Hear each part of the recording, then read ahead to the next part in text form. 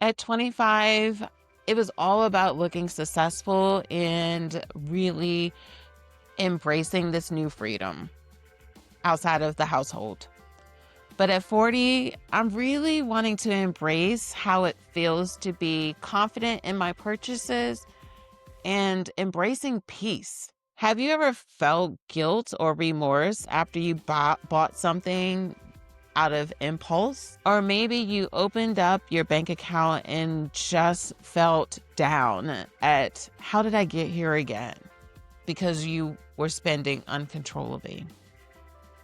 You're not alone. According to Fidelity 2024 report and study, it said that 62% of women over 40 say they feel anxious when thinking about money, even though we're earning more now. That's because our relationship with money isn't just about the numbers. It's about our emotions, memories, and the mindset that is all wrapped inside of our finances. And I want to start this episode with a verse that really has been helping me stay grounded in this specific season when it feels as if everything is being sold to us while everything is creating this space of want.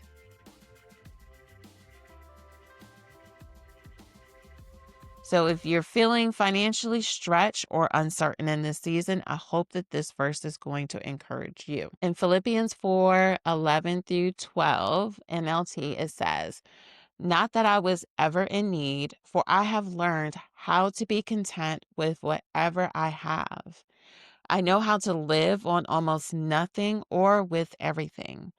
I have learned the secret of living in every situation, whether it is with a full stomach or empty, with plenty or with little." So today we're going to talk about how to go from anxious spending to aligned spending. So whether your money reflects your peace, purpose, and priorities, I think this conversation is going to be good for you. And my goal is by the end of this episode, you'll have a simple 4-step framework that will help you with making more intentional financial decisions that honor where you are and whom you're becoming. One of the popular episodes from last season was my transparency on being a minimalist. And I thought that this would be a really great conversation because it's extremely aligned to one of the factors as to why I decided to become a minimalist. But before we jump into that, I want to recommend for you to take a moment to just pause and reflect. What's your emotional relationship with money right now? Is there fear, guilt, shame, or freedom? Wherever you are right now, it does not matter. For me, one of the things I've learned is that I actually have been feeling a lot of shame around my finances. It's because I am shitting all over myself. And if you've never heard that before, it's because I've been in the space of I'm this old and I should have X, Y, and Z. I should have accomplished this financially. I should have this amount of wealth. I should have this amount of savings, all of these shoulds that are occurring. But what happens in that, there's a abundance of shame that is overtaking me and not allowing me to actually feel the love, peace, and freedom and abundance that God has created for me. So, as I am now 40 years old, I have learned that I have to shift my mindset in order to really be able to embrace the kind of life that God really intends for me. And the only way that that can occur is being able to release what society says I should have and being honest with what I really truly desire and what God has put onto my heart. It's important for me to be present to not equating what I have with the worth that I actually possess. And I want to encourage you to think about that as well, because the reality is that there are a lot of people that are living check to check. In fact, right now we have the furlough and the shutdown. So some people are they're very comfortable at this moment. And there's some of us that are not. But I just want to give you some encouragement. Regardless of where you are right now and whatever challenges or abundance you're experiencing, I just want to encourage you to know that better days are going to come and better days are here for you. But in order to be able to be present to it, you have to have faith that it will get better. I know there were moments in my life where I felt very discouraged, where I had negative money in my bank account. In fact, years ago, I had my car even repossessed, and it was embarrassing. In fact, I was like, wow, I just shared that. But the thing about it is that what connects us is our humanity and knowing that what you may be going through, other people have experienced some form of it. And shame is what prevents us from being able to have the community and connectivity that we're really truly desiring with the people that are around us. I do get how in this current season, there is a lot of consumption and we're being sold to on a daily basis. I am sometimes embarrassed to think about how much money I probably spent on things that did not impact my life. In my 20s and 30s, I actually was a professional model and was making pretty good money at one point. And I spent my money on stupid things. So if you're someone else that spent money on stupid things, we are kindred spirits. But the thing is, I can't do anything about how I spent my money in my 20s and 30s. I can only do something about today. Where in the past, if I got some extra money, I bought shoes and I bought clothes and I would buy items that I never wore. And that's what really jump-started my journey into minimalism was realizing that I am buying things because of what culture and society says, not buying things that really are giving me joy. And so now that I'm in this new season of one, I live in a studio apartment, and then I'm also going to be moving abroad. Why would I keep buying things and spending money on things that I'm either going to have to get rid of or fit into a small storage container that just won't get worn until I get back into America? So now that I'm in this new space, I can run through my mind, okay, is this something I really will wear? Is this something I really will use? And also not feeling guilt for actually doing something nice for myself too. So as I've been in this tug of war of feeling shame about what I should have been doing or could have been doing with my finances earlier in life, I am also allowing myself the freedom to say no without the guilt, but also allowing myself to say yes to things that actually will give me joy. And one of the things that has really been motivating me in this season to saying no to things is because I really would love to be debt free. That doesn't mean getting rid of all debt, because I do think that there's some debt that is beneficial for us, but having credit card debt, and my student loans and things of that nature, I don't feel good about that. I don't like how everything is continuing to go up. Like when I had to buy a new car because my old car, which was a cash car, ended up dying on me. And I was like, I felt like I was making so much progress. And then here I am with a $500 car note because cars aren't cheap anymore. So it becomes that it feels engulfing daily as to what I'm responsible for. Currently, right now, my debt is at $83,000. And I know that for some people that might be small. That's my car note, my student loan, and credit card debt. But I do want to get rid of that. I want to be able to have the right kind of debt. I want to be able to have the right savings for when I do retire. I do want to have the proper investments as well. And I just don't have those things right now. I have a starting point, but I don't have the comfort that I would love to have at the age that I'm at right now.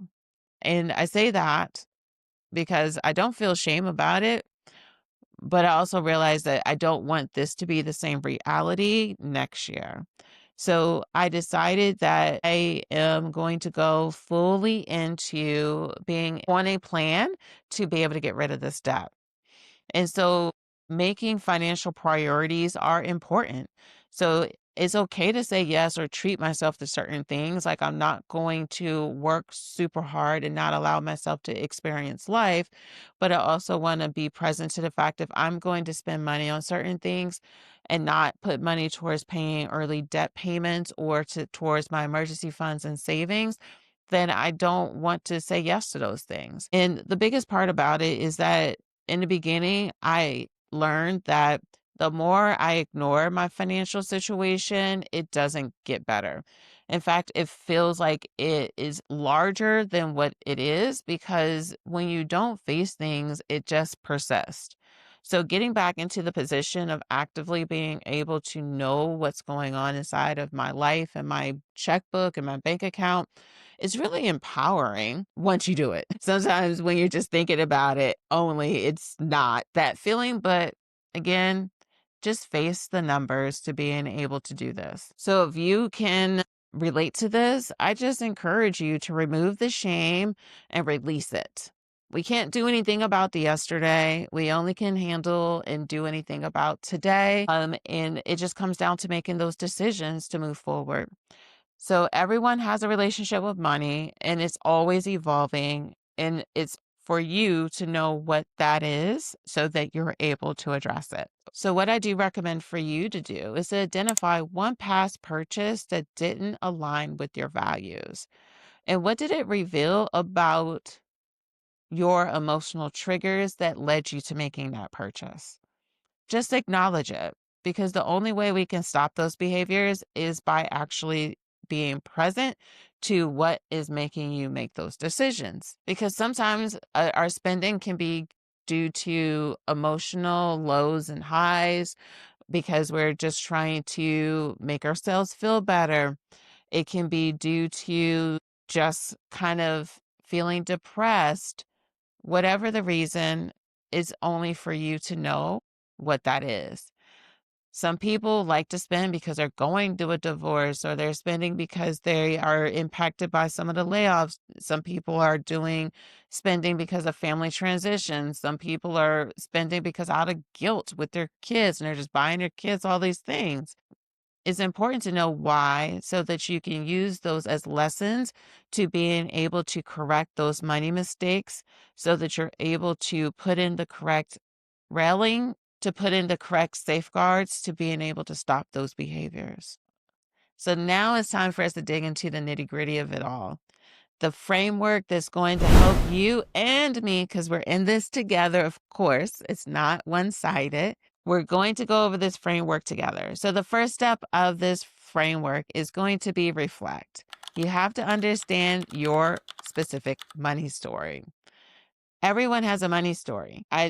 You may or may not know it, but your family, your life experiences, your childhood, your environment today, your environment of your youth, all impact your relationship with money. If you associate having money as evil and only evil people are rich and all those different things, that's going to impact how you're going to allow yourself to have wealth.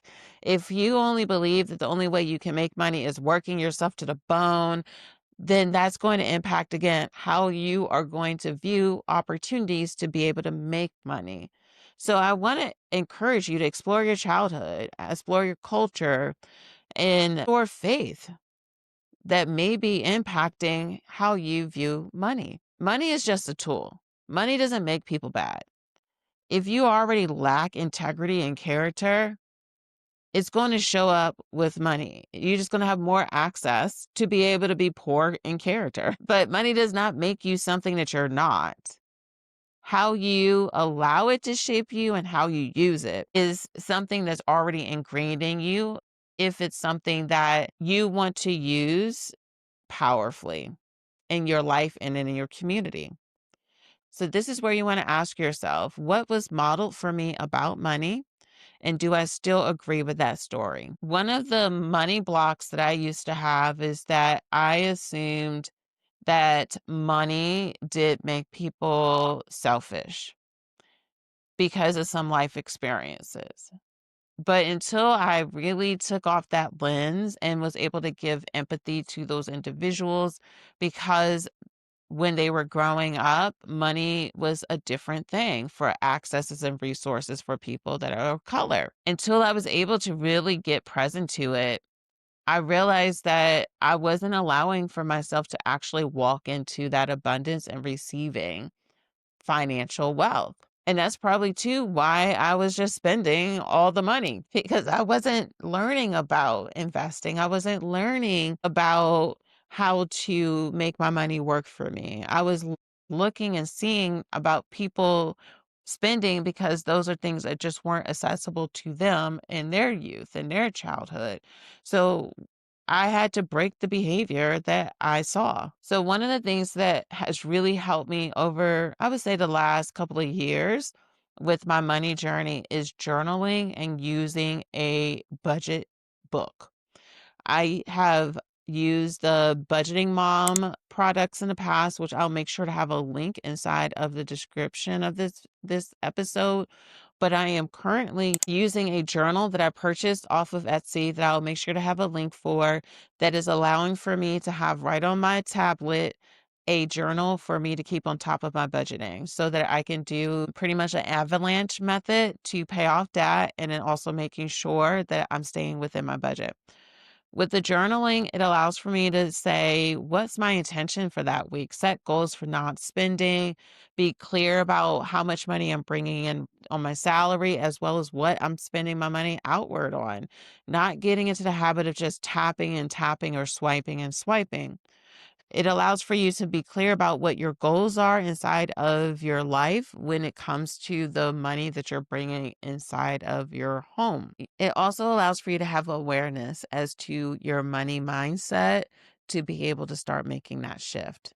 When I started to journal about my money, I was able to start making a dent inside of my debt and start increasing my credit score, which was great. In the last 13 months, I'm not going to lie, I fell off the wagon. So that's why today I have gotten back on top of it and I am ending 2025 powerfully with having clarity around my finances. And I recommend this to you. So, what I do want to recommend for you is to think to yourself, if I started to journal, how can I go about doing this?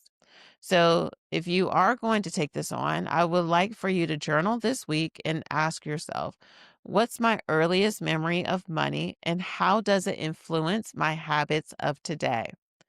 So take the time to write this out. Again, there's no right or wrong answer, and it's not to repeat what I said because your life experiences are different than my life experiences. So think to yourself where you might have challenges around scarcity mindset compared to abundance. Do you feel as if money doesn't come or that you are able to have wealth or that wealth is something that only certain types of people have? Get clear about that. Then you want to think about how your upbringing might even have a conflict with how you spend or even the comfort that money gives you or brings to you. All of these things are happening regardless if you are aware or not. And while you're journaling, I want you to identify any emotional patterns around finances and money. Is there any fear? Is there any guilt? Do you feel like you have to prove your worth? Because I noticed that that's something that is very prevalent in specific cultures. Like often for myself as a business professional, when I'm in certain spaces, a lot of people that have seven-figure businesses, they look like everyday regular people. But you'll find that there's some individuals that are faking it until they make it that are doing only a tenth of what that specific person's doing, and they're walking around with Louis Vuitton bags. So where is that coming? Is because they feel as if I have to present myself as worthy for people to spend money with them. So just be present to what are your emotional ties and patterns when it comes to money and finances. Okay, once you do that, now it's time to reprioritize where you're spending. Redefine what wealth means to you now. Wealth for me won't mean the same thing for you. So it's all about how are you going to shift the focus or if there's a shift in focus when it comes to wealth. For me, It's not about material success. It's all about creating the space and freedom to enjoy the things I really truly enjoy, which is time with family, which is going to see different countries, which is having the freedom to do things that bring me joy, not because I have to do them to pay bills. Like, I want to be in the space where I could just be creative, because when I feel as if there's lack within my finances, I'm doing things because I have to do them, or I feel like I have to do them. Where I want to be able to have the freedom to create and be able to impact the people I'm supposed to impact, because I don't feel as if I have to do things to pay bills. So you want to ask yourself, what do I truly value right now? Again, it's not for you to be like me, but it's for you to get clarity. What do you value when it comes to wealth? What will make your life feel as if you are full of abundance and have the freedom to breathe? And that's how we started this conversation around my minimalism journey. Is not just buying out of trying to prove something, but buying things that only really add value, and things that I'm just not throwing away, because I'm not even gonna I can't even guess how much money I've given away, thrown away over the years, because I was just buying things just to buy them. So as you're thinking through what wealth looks like for you, what I want to encourage you is to write down your top 3 life values. And once you do that, do your last 5 purchases reflect what you say your life values are? That is going to be a game changer for you. And it probably makes some of you uncomfortable to even do, because there's a difference between wants and aligning with your purchases and values. Because there's going to be all kinds of cool things. There's going to be monitors. Some of you might be like, oh, I like that wallpaper. I want to go buy wallpaper. I want to go and get these eyeglasses. Like, there's always going to be something put in front of us. But you want to know, is it something that you just desire, or is it something that you need? And then it also then allows for you to declutter financial obligations that are important to you. For me, I really would love to pay off this car note, because Lord knows I do not want to continue to pay $500 a month. I want to reduce some of this credit card debt, because when I look at how much is being paid to interest, oh my gosh, it makes me sick. So by decluttering, it allows for me to create clarity. So like, even in this specific season, what I've even started to consider is, okay, for credit card, do I look at doing a consolidation? Like, by facing the numbers, I can make a step forward. And the thing about building wealth is that you want it to mirror your purpose and your values, not the perception that you're trying to give other people. And once you know this, it allows for you to think of ways that you can potentially reduce excessive spending, or how to be able to increase what you're bringing in to be able to actually hit your wealth goals and vision. So once you do that, now is all about redirecting and giving your money an assignment, because we can bring in a lot of money, and a lot is relative to you, but you can be bringing in 5 figures a month. But if you're wasting it on stupid things that are not going to be getting you closer to your dreams, goals, or building the wealth that you desire for your household, then it's going to be wasted. So giving your money an assignment, it allows for your money to work for you, and it's a powerful stance to have. So when I'm thinking about my current debt journey, I would love to be able to, in the next year, pay off all of my excessive debt outside of my student loan and my car note, but at least my credit card stuff, I would love to be done with. So in order for me to be able to do that, I know that $83,000, that for some people is 2 times their salary. So that's 2 years of pay for some people, depending on where you are and where you're listening to this episode. So if I know that my debt is $83,000, I need to be intentional about what money I'm bringing in, and most importantly, where I'm spending it and giving it a job. So it's important for me to understand how to steward over the finances that are coming in, but have gratitude for what I already have and accomplish. So once I can assign a purpose to those dollars, it really does allow for me to have freedom because all I have to do is work the plan and continue to pray for God to guide my steps. It allows for you to automate things that are important to you, either tithing, your savings, your Roth IRA, whatever it is for you, it allows for you to have the freedom to do those things when you have an assignment for it. So I recommend for you as the next assignment is to give one budget category a new purpose this month that reflects with gratitude and peace. So that can be you doing a peace fund or a self-care fund or a credit card snowball fund, whatever you're going to do. Create one category that you're going to be actively saving towards to get you one step closer to your wealth goal. So, one of the current strategies I'm using inside of my life is doing a debt snowball. I'm looking at what has the highest interest so that I can allow for myself to actively attack that and move on to the next one because it's going to, one, help me reducing the amount of interest rates I'm paying. And it allows for me to continue to see that credit utilization go down, which makes me happy. Another thing that I'm also doing is looking at ways to build multiple income streams. I mean, I'm doing different types of things, be it my YouTube channel, doing some content creation. I'm also increasing my services inside of my event business so that I'm making more profit so that I could pay myself. But it's all about increasing my revenue so that I'm using my mind in a way that is going to allow for me to make it make sense inside of my life. And then once I can be intentional with where I'm spending, it will allow for me to have more freedom emotionally when it comes to my wealth and where I'm going. One thing that's really important about your wealth journey and being able to be mindful with how you're spending money is also learning how to reward yourself and to celebrate without guilt because you'll hear with some of the financial gurus is like, don't allow yourself to buy anything. You just struggle for years until you get it together. But then that makes it hard for people to stay consistent.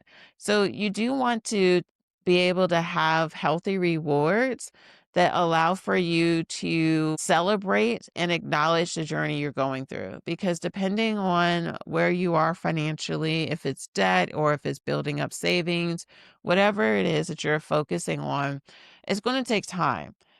And you don't want it to be that you're having to wait 5, 10 years to actually get a chance to enjoy life. And in fact, I would hate that for you.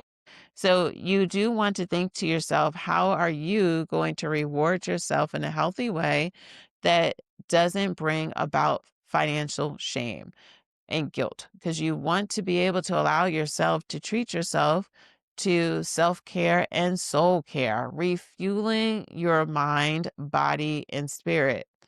Because when we are just running ourselves down, that we don't allow for ourselves to really have the peace that we're commanded to have, the love that we're commanded to have, the gratitude that we're commanded to have.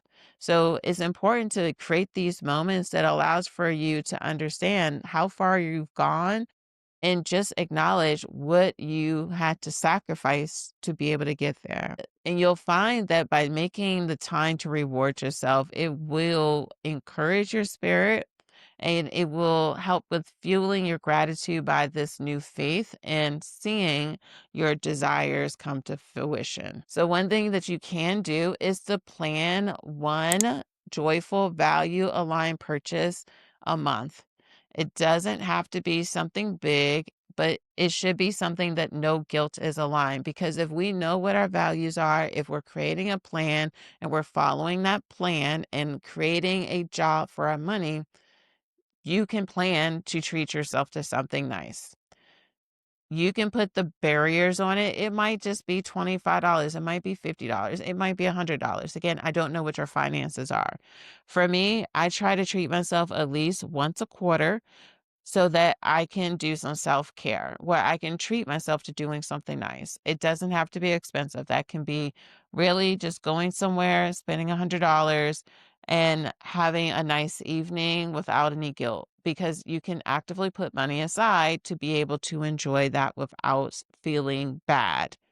So deprivation can really create resentment to that goal. And that's why some people just stop, because they're feeling as if it's never going to happen because they're not able to take the time to really feel grateful in that moment. So you really want to celebrate this debt-free journey. I would love for it to be done tomorrow, but I know it's going to take months and maybe even another year or two. But I don't want it to be that I only can celebrate once I'm there. I want to be able to be present to the journey each and every day and every month and every year along this path. And being able to understand that generosity is something that I want to be able to give to those around me, as well as to honor myself and giving back to the purpose of why I do what I do. Around money really just comes down to having spiritual trust and awareness about what's going on, because avoiding what's going on isn't going to help with a solution. It won't help you with stewarding over the finances in which God is giving you on a daily basis. So take the time to think about it. And one of the scriptures that I think has really been one of those things that's been sticking out to me is really Jeremiah, but specifically Jeremiah 17:7-8, which is blessed are those who trust in the Lord.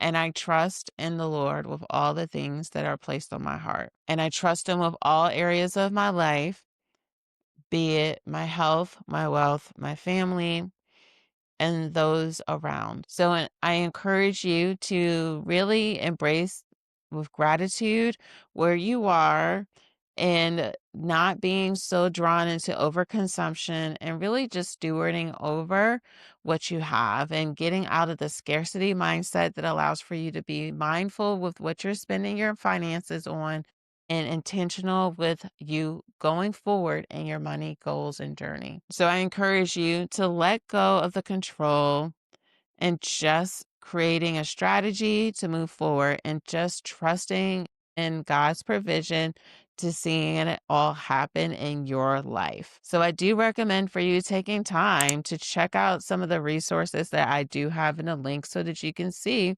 what makes the most amount of sense for you. Journaling and writing out my money plan has been such a game changer for me, because this day and age is so easy to tap and swipe without realizing you're wasting money and you're not spending your dollars where you need to spend them. So this has really made a big difference in my life. Oh, another recommendation is having affirmations that are speaking life into your money mindset and the wealth in which you're desiring. This is important because if you're looking to break away from some of these strongholds and mindset challenges around money, you have to speak life into what you're doing and whom you're becoming, so that allows for you to be grateful and encouraged along this journey and path. So, one of the things that I want to encourage you about and let you know is that I will start to have a book club that I'll be doing a live chat every other Sunday. And this upcoming chat is going to be about a book that I'm currently reading. It's called Don't Try This Alone by Tony Collier, which highlights healing and growth, which I think would be a really great book for this specific conversation. So, if you are interested in being on the live and doing this group chat, I would love to have you tune in to it and keep an eye out for it on this YouTube channel. So, if you have not subscribed to the channel, I highly recommend you do that, or you can sign up for the newsletter so that you're able to get notified whenever I'm going to go live or have a new episode that's coming up. So I do encourage you to join this community, and it's ultimately a community for you. I want for you to be able to lock arms with me and other people in this community so that we're able to feel encouraged as we're going on in our day to day life because life over 40 doesn't have to be depressing or isolating. It's something that we get a chance to line together and really see each other thrive. So I hope this conversation has really given you some food for thought to think about what you're wanting to accomplish in your life and your money mindset. And the next time you're going to go and make a purchase, I want to challenge you to think to yourself, do I really need this item? And does this serve who I'm becoming? Because you deserve to have the financial freedom in which you're truly desiring. So I would love to hear from you since you've listened to this episode. How are you going to be creating revenue streams inside of your life? Or what are you planning on doing to do more intentionally with your finances? Comment below and let's keep the conversation going. And if you are on social media, I encourage you to tag me and share exactly what your financial goals are. Or if you're on a debt-free journey, do hashtag debt-free and tag me at Life Over 40 Podcast. So it's important to remember mindful spending isn't about restrictions. It's about intentionality and having faith as you go along this journey.